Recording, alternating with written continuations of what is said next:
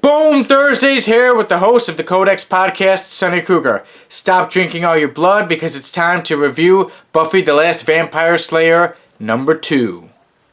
Buffy the Last Vampire Slayer is written by Casey Gilly, illustrated by Joe Jarrow, and colored by Joanna LaFuente. The main cover is by Ario and Indido. In an alternate universe in the not-so-distant future, the decay of the world and the rise of dark magic has dampened the effect of the sun on Earth. Vampires now walk the streets unimpeded by sunlight, and have struck a tenuous treaty with the human race, meaning vampires cannot harm humans and humans cannot harm vampires, including the Slayer. Buffy Summers now stands as the only Slayer left, after the entire line was eradicated, nearly 50 years after she was first called. Friendless and alone, she wanders the streets of London in the shadows as the last vampire slayer. In Buffy the Last Vampire Slayer issue number 1, at the end we learned that Thessaly is actually Tara and Willow's daughter.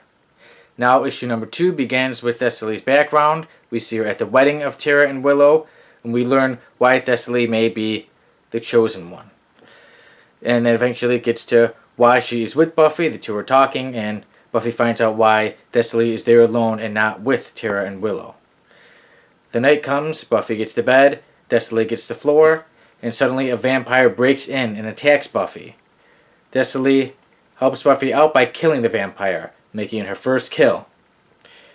After that, we move over to the story. We move over to where these cloaked figures are training. They trained a little bit in the first issue. We didn't get to see much of them. This issue we see a bit more.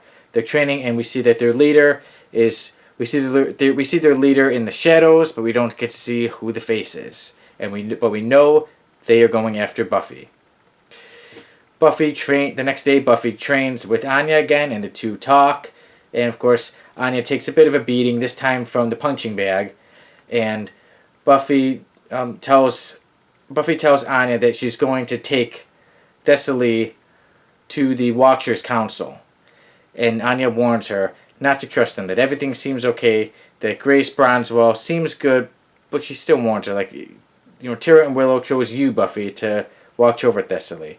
And Buffy did say the night before to Thessaly that she doesn't think she is the right person to watch her or guide her because of the many girls that died under her watch years ago.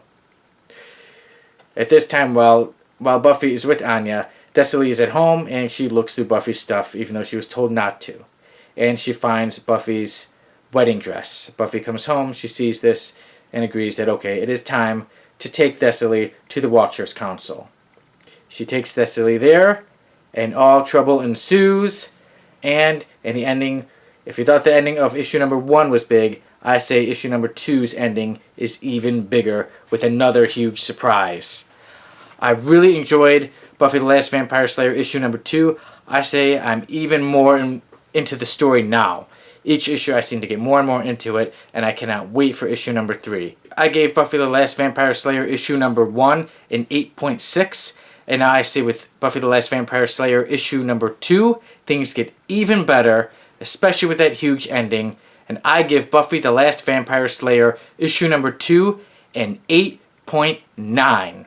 I cannot wait to read issue number 3. I am loving this story. This has got me to even go on YouTube, and I'm looking up old Buffy stuff, I'm watching videos, and like I said, I just can't wait to read issue number 3.